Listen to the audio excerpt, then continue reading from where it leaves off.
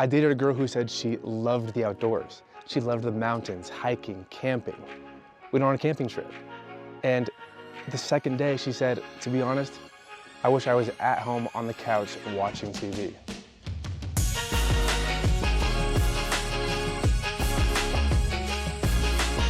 Welcome back to Get Outside Today. My name's Dominic. This is episode 18. I dated someone who didn't exist. This is the third episode in my new series called Define Relationships. The first two have been so fun, so deep. Just wait, it's only gonna get better. It's only gonna get more intense and honest and vulnerable. So I hope you are feeling something during these. A little bit of conviction, a little bit of truth. That's the goal. I want you to do better than I have in my past. That's the goal of my TikTok, of my podcast, of my social media platform, is I want you guys to just do better than I have and inspire you with faith in the relationship of Jesus. If you would like to support this mission and my podcast, check out my website, www.dominicoutdoors.com/support, or head to my TikTok where you can buy this shirt, Be the Light. It is a message that I have just been sharing and encouraging and calling out in people this whole time on my platform, on my TikTok especially. So head to my TikTok page, Dominic_outdoors. You can find the link there to this shirt, Be the Light. Whether you are thinking about dating, you're in a situationship that is emotionally draining and confusing, or you're actually dating, this episode is gonna have something for you. The topic of this episode is something that I've had to experience and learn the hard way. Don't date someone's potential. I'm gonna break this episode down into 3 different parts. What is dating potential? Signs of dating potential, and get rid of your list. I've been there. 4 to 6 months into dating somebody and you have this awakening of like, wait, I'm dating somebody who doesn't exist. Not that they aren't real, but you are dating an idea of them, of something that you hope they might become. You become attached to the things that they say they will be or they want to be. But who were they yesterday? All of a sudden you realize that you're not actually dating someone who's right in front of you. It's a hopeful idea of things maybe you had written down on your list. But those things that are on your list might actually not be what's good for you, what will take you the distance in a relationship. That's not fair to you, and it's especially not fair to them, because now they are someone that they aren't. They're having to live up to these expectations that they aren't, or they haven't been yet. And that's just pressure. That's not love. Yes, God transforms people. Yes, people grow, but relationships have to be based on who they were yesterday and in the present moment. I love seeing potential in people. The dating field is not the mission field. It's not a wishing well. Oh, I wish I was a happier person. Listen, they are telling you their red flags. Patterns over potential. What were their patterns yesterday? Growth is only meaningful when it's evident. Growth is only meaningful when it's evident, when there's a history, when there's a pattern. I dated a girl who said she loved the outdoors. She loved the mountains, hiking, camping. We went on a camping trip. And the second day she said, to be honest, I wish I was at home on the couch watching TV.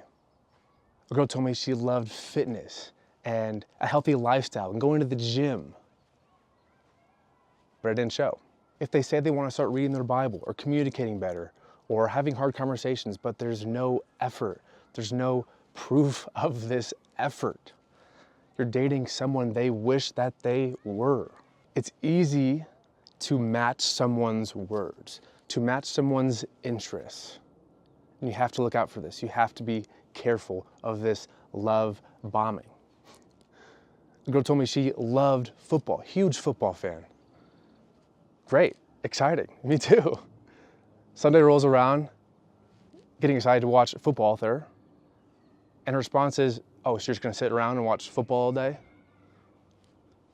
It's not that I need you to love football. but you told me so.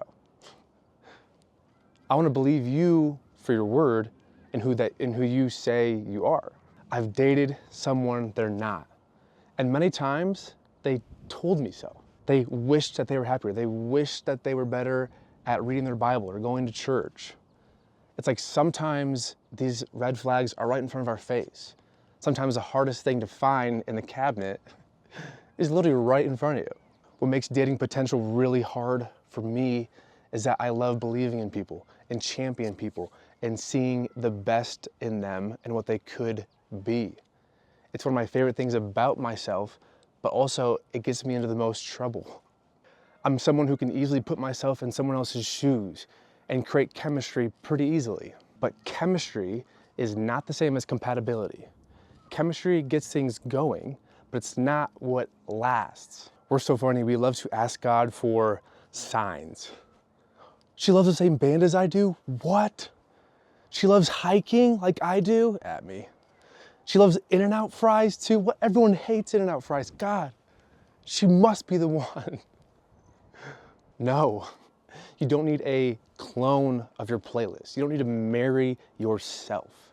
You need somebody with the same foundational beliefs and goals and dreams and to be aligned. Oh, and here's another one. Just because they're a Christian doesn't automatically make them a candidate for your heart. A candidate to spend the rest of your life with, to live under the same roof with. I've dated Christian girls, but they're honestly some of the most toxic relationships I've ever had. They had the label, they had the Bible verse in the Instagram bio, but they didn't have the lifestyle. They didn't have the patterns. They didn't have Jesus. Let me say this for the people in the back, for the people not listening to this podcast. Red flags are not decorations. They're warning signs. It's not a cute quirk that you can fix. Stop running through stoplights, through red lights. Proverbs 4:23 says, "Guard your heart above all else, for it determines the course of your life." God didn't call you to date projects. Dating is not the mission field. He called you to walk wisely. So how do we know if we're dating someone's potential? That leads us to part 2, signs of dating potential. Gosh, and you are in luck because I am an expert. I have learned by trial, I have learned by fire. So pay attention to these next 6 signs that you're dating someone's potential. Number 1, you feel pressure to compromise your values. You catch yourself defending them or downplaying your concerns, especially when you're talking about them to your friends and family, the people closest to you. Number 2, they test your boundaries instead of honoring them. I communicated my physical boundaries early on with a girl I was dating, and she said, "Well, I'll be ready when you are." Nope. Red flag.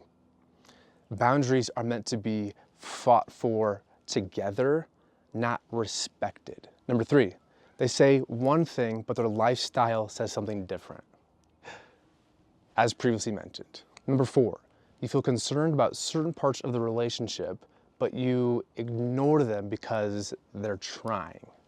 Matthew 7:16-17 says you can identify them by their fruit, by the way they act. A good tree produces good fruit. A bad tree produces bad fruit. Are the fruits of the Spirit present in them, in your relationship together? Love, joy, peace, patience, kindness, faithfulness, gentleness, and self-control.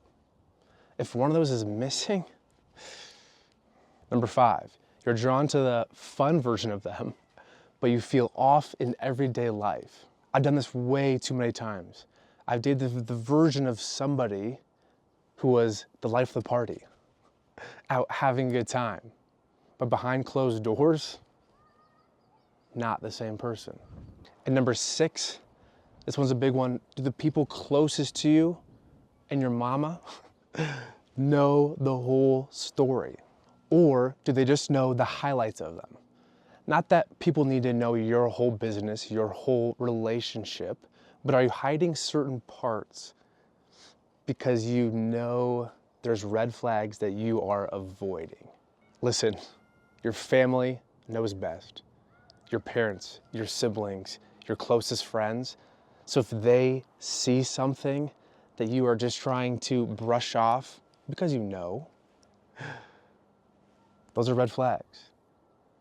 Let people who aren't in this love blindedness speak into it, give an opinion. They're not trying to control you, they're trying to protect you. Proverbs 13:20 says, walk with the wise and become wise. Associate with fools and get in trouble. So on paper, someone might be perfect for you. They check off everything on your list, which leads us to part 3, get rid of your list. The list, you know what I'm talking about. Eye color, height, hair color, loves the same type of music. Yes, the list, which might actually be keeping you from God's best. We build these preferences.